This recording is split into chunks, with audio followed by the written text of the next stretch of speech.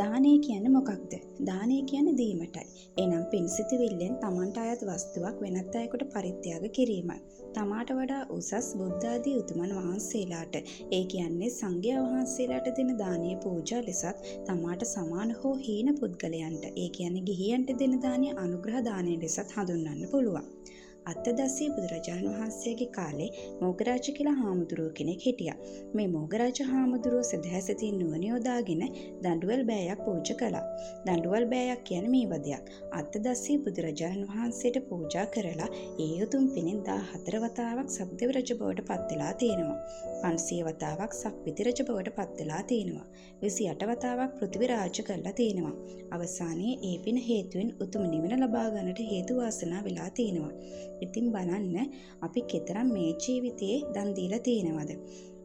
ඒ ආනිසංස අපිට ලැබෙන්නේ අපේ හිත සකස් කරගෙන දුන්නොත් විතරයි. හිත සකස් කරගන්නවා කියන්නේ ලෝභ, දේශ, මෝහ යන අකුසල සිතුවිලි යටපත් කරගෙන පින් සිතුවිලි මතු කරගෙන දීමටයි. සංඝයා වහන්සේට, දුගියෙට, මගියට දුන්නත් අපි අපේ හිත සකස් කරගෙන මේ දාණය දුන්නේ නැත්නම් කිසිම ඵලයක් අපේ ජීවිතේට ලැබෙන්නේ නැහැ. පියමතුරා බුදුරජාණන් වහන්සේගේ කාලේ උත්පලදායිකා කියන තෙරින් වහන්සේ නමක් වැඩ වාසය කළා. ඒක භික්ෂූන් වහන්සේ නමකට එක දවසක් පිණ්ඩපාත දානයක් සූදානම් කරලා ඒ පිණ්ඩපාත දානය සහ වස්ත්‍රයක් පූජා කළා. ඒ පූජාවේ ආනිසංස විදිහට 10 වතාවක් සක් දෙවිදුගේ මෙහෙසී බවට පත් වුණා. ඒ වගේම 10 වතාවක් සක් පිති මෙහෙසී බවට පත් වුණා. එසේම දානයේ ආනිසංසයෙන් එතුමියගේ සසර නිවීමටද මේ හේතු වාසනා වුණා. සංසාරයේ කිසිම දවසක අපි දානයක් දුන්නොත් අපිට ආහාරයෙන් අඩුවක් වෙන්නේ නැහැ. දානය කියන්නේ තරම් ආනිසංස පිරුණු උතුම් පින්කමක්. අද සමාජයේ කොච්චරනම් මිනිස්සු බඩගින්න මැරෙනවද? ඉන්දියාවේ, ඉතියෝපියාවේ, අප්‍රිකාව වගේ රටවල අපි දැනුවත් කොච්චරනම් මිනිස්සු කන්න නැතුව බඩගින්නේ හාමතේ මැරිලා යනවද? ඒ අතින් බලද්දි අපි එක දවසක්වත් අද වෙනකම් බඩගින්න ඉඳලා නැහැ. ඒ කියන්නේ අපි පෙර සංසාරේ දන් දීලා තියෙනවා. ඇත්තට මේක අපේ පිනක්.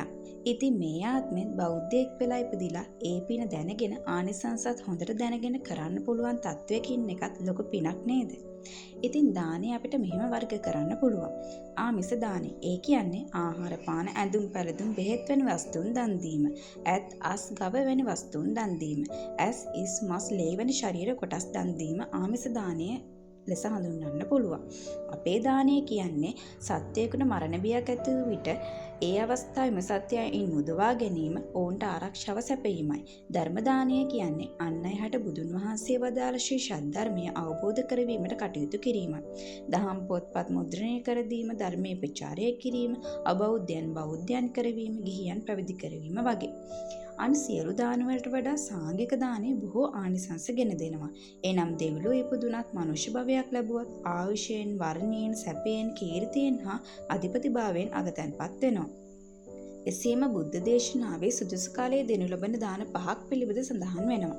ආගන්තුකයන්ට දෙන දානේ, මගීන්ට දෙන දානේ, ගිලන්නුන්ට දෙන දානේ, දුර්භේක්ෂ කාලයේ දෙන දානේ, සිල්වත්තු කෙරෙහි දෙන දානේ, අග්‍රශ දානයේ සඳහන් වෙනවා. අංගුත්තර නිකායේ සත්පුරුෂ දාන සූත්‍රයේ සත්පුරුෂ දාන 5ක් සඳහන් වෙනවා. ශ්‍රද්ධාවෙන් දන් දෙන්න, සකස් කොට දන් දෙන්න, නිසි කල්හි දන් දෙන්න, නිර්ලෝභීව දන් දෙන්න, අනුන් නොපෙලා දන් දෙන්න. ඒ නිසා හැම විටම සත්පුරුෂ ලෙස දානය දීමට උත්සාහ කරන්න. එය අපිට මෙලවත් පරලවත් හිතසුව පිණසම ලැබෙනවා. ඉතින් දන් දෙන අපි තනිව දන් දෙන්න හොඳ නැහැ. පිරිස රැස් කරගෙන දන් දෙන්න ඕනේ. එතකොට තමයි මහා භෝග සම්පත් මෙන්ම පරිවාර සම්පත්තියද ලැබෙන්නේ. ඉතින් අද ඔයගොල්ලෝ දානේ ආනිසංස ගැන දැනගත්තා. මම තවත් ආනිසංස වීඩියෝ එකකින් ඔයගොල්ලෝ හම්බ වෙනකන් ඔයාලා හැමෝටම තෙරුවන් සරණ ප්‍රාර්ථනා කරනවා.